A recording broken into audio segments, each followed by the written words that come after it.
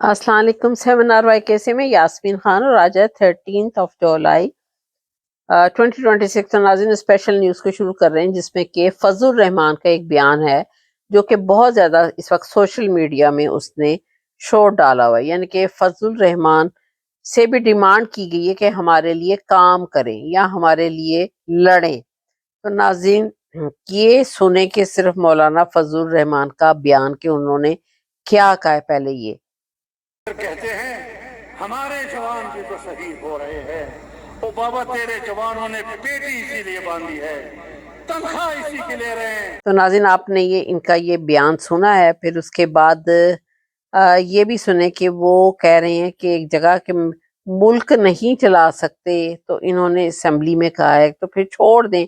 अब ये भी इनका एक बयान सुनिए। तो हम तो पहले से कह रहे हैं कि आप अवाम के नुमाइंदे नहीं हैं। सो जब आप अवाम के नुमाइंदे नहीं हैं, आपके अंदर खुद एतमादी आ भी नहीं सकते। यही इसी ऐवान में आइन में तरमीम हुई कि 1 जनवरी 2028 से मुल्क के अंदर सूद खत्म होगा। क्या आज भी जब मैं गवर्नमेंट की तरफ मुखातब होकर कहूंगा कि साहब कहीं किसी महकमे में, किसी बैंक में, किसी सतह पर कोई पेशरफ अभी तक हुई है, तो जवाब नफी में आएगा। ये है संजीदगी का आलम। अगर मैं शरीयत कोड को मुअस्सर बनाने की बात करता हूं तो 0% अभी तक उस पर अमल नहीं हुआ। हमने आइन में तरमीम की कि इस्लामी नजरियाती कौंसिल की सिफारिशात वो डिबेट के लिए ऐवान में पेश की जाएंगी। 2 साल हो रहे हैं, हम आज तक एक सिफारिश भी डिबेट के लिए ऐवान में नहीं ला सके। ये है मुआहिदे, ये है पार्लियामेंट के फैसले, ये है पार्लियामेंट के फैसलों की तौकीर, ये है अपनी जुबान को अमली जामा पहनाने के मनाजर। अब आप बताएं कि इन हालात में आप किस तरह आम आदमी को मुतमईन कर सकेंगे। मैंने तो आपके साथ मुज़ाकरात किए थे, हमने तो बातचीत की थी, कोई डंडे तो नहीं उठाए थे, कोई हंगामे तो नहीं किए थे। और मुज़ाकरात में आपने जो कुछ तस्लीम किया, 26वीं तरमीम में जो कुछ आपने तस्लीम किया, 27वीं तरमीम में उस सब को चाट लिया वापस। ये होती है कमिटमेंट। और आज 28वीं तरमीम की बातें हो रही हैं। क्या हासिल करना चाहते हैं? 18वीं तरमीम को वापस करने की बातें हो रही हैं। अफवाहें हैं, अभी तक कोई चीज मंजर-ए-आम पे नहीं आई, लेकिन बातें हो रही हैं और बातें बिलावजह नहीं होती। इसीलिए मैं सोचता हूं। तो नाज़रीन फिर इसके बाद इन्होंने ये भी कहा है कि 70 ईयर्स के बाद क्या कहा जा रहा है कि तुम लश्कर बनाओ। और ये बात बहुत ज्यादा सोशल मीडिया में इस वक्त फैली हुई है।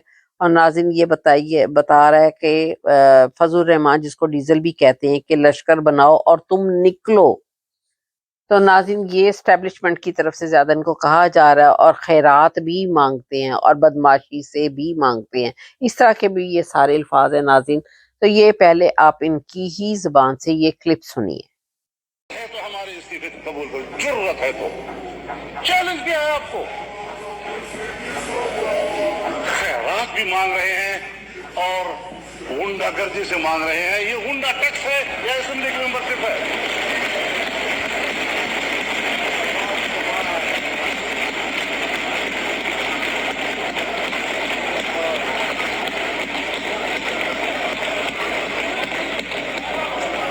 असेंबली में आना भी चाहते हैं। मौलाना साहब, मैं गुंडागर्दी का लफ्ज जो है वो एक्सपेंड कर रहा हूं। असेंबली क्या वाली क्या लफ्ज? गुंडागर्दी का लफ्ज जो है वो एक्सपेंड कर रहा हूं।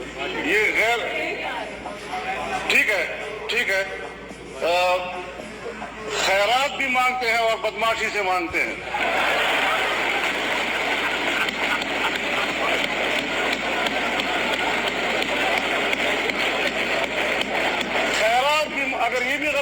میں اس پہ بھی چیک کر کے بتاؤں گا.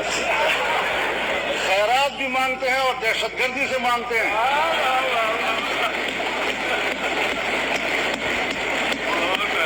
اگر آپ نے ہمیں اس ایوان میں ان سے ہمیں گالیاں دلوانی ہیں، خود تو ان کی داستانیں، خود تو ان کے کردار کی داستانیں لاس اینجلس سے لے کر ڈی چوک اسلام آباد تک تعفن پھیلا رہی ہیں.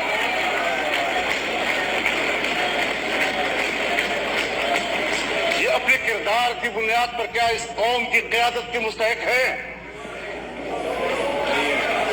کیا مواقع آپ ان کو مہیا کر رہے ہیں؟ مسئلہ یہ ہے کہ ہم سے تو ہر بات نقد بنوائی جاتی ہے اور ہماری باتوں کو ہمیشہ ادھار پہ چھوڑ دیا جاتا ہے. اب کل انہوں نے کہا ہے. تو ناظرین اس کے بعد ایک نے سوال کیا کہ فورن پالیسی ہمارے لیے کوئی فورن پالیسی کیسی ہے، کیا ہے؟ تو اس سلسلے میں بھی یہ ان کا چھوٹا سا کلپ ہے جو کہ میں آپ کو سنوا رہی ہوں. ہماری فارن پالیسی ہے کیا اور اس میں کیا تبدیلی تجویز کریں گے آپ؟ ہماری کوئی فارن پالیسی ہے ہی نہیں. ہماری بس جیش کی پالیسی ہے بس. تو ناظرین یہ مولانا فضل الرحمان جو ہے، یہ آپ نے سارے کلپ سنی ہیں، آپ کو بتایا گیا ہے کہ انہوں نے اسٹیبلشمنٹ کے بیسیکلی اس وقت اگینسٹ ایک بیان دیا ہے جو کہ سوشل میڈیا میں بہت شور پڑا ہوا ہے کہ جی تم لوگ تنخواہ لیتی ہو، تم لوگ ہمارے ٹیکس کے پیسوں سے لیتی ہو، تو ظاہر ہے جب آرمی جوائن کی جاتی تو معلوم ہی ہوتا ہے کہ آپ نے یا غازی ہونا ہے یا شہید ہونا ہے. تو ناظرین کو کہا جا رہا ہے کہ تم لشکر بناؤ اور تم نکلو. تو یہ بڑا تڑپ کے بولے ہیں، میں بھی شاید ان کو بھی کچھ ابھی ضرورت ہوگی تو یہ تڑپ کے بولے ہیں. ویسے یہ مولانا فضل الرحمان جب ان کو ضرورت ہوتی ہے تو کچھ اس طرح کے بیانات دیتے ہیں، جب ان کے پھر کچھ ان کو کھلا پلا دیا جاتا ہے پھر یہ ٹھنڈے ہو کر بیٹھ جاتے ہیں. بہرحال اس وقت ان کا جو کہ بیان ہے وہ بہت زیادہ سوشل میڈیا میں شور پڑا ہوا ہے. آج 78 سال کے بعد ہماری فوج ڈیوائیڈڈ ہے، آدھی افغانستان کی سرحد پر ہے، آدھی ہمارے ہندوستان کی سرحد پر ہے، آدھی ملک کے اندر جنگ لڑ رہی ہے. اور اس جنگ کے لیے آج ہمارے فورسز ناکافی ہیں. جناب اسپیکر، آج قبیلوں سے کہا جا رہا ہے، آج قوموں پر دباؤ ڈالا جا رہا ہے کہ تم لشکر بناؤ، تم نکلو، تم لڑو. میرا پشتون ہو یا بلوچ ہو مقامی ہے. اگر وہ مقامی لوگوں کے ساتھ جنگ لڑے گا ان کی دشمنیاں نسل تک جائیں گی. ملبہ قوم پہ ڈالنا، ملبہ لشکروں پہ ڈالنا، یہ کون سی حکمت عملی ہے؟ فوج میں ہم کس لیے بھرتی ہوتے ہیں؟ ہم نے فوجی وردی کس لیے پہنی ہوئی ہے؟ ہم نے بیٹی کس لیے باندھی ہوئی ہے؟ اگر ہم امریکہ اور ایران کے درمیان اس لیے مصالحت چاہتے ہیں کہ ہمیں خطے میں جنگ نہیں چاہیے، خطے کے لوگوں کو ہم امن دینا چاہتے ہیں، تو اس کی ضرورت افغانستان کے ساتھ بھی ہے. اس ایک لفظ پر کب تک گزارا کرتے رہیں گے کہ یہ راک ایجنٹ ہے، یہ فتنۃ الہندوستان ہے، وہ کشمیر جہاں ہر کشمیری کا دل. تو ناظرین میرا چینل جی 7RY کے اس کو سبسکرائب کیجیے گا. Thank you very much. خدا حافظ.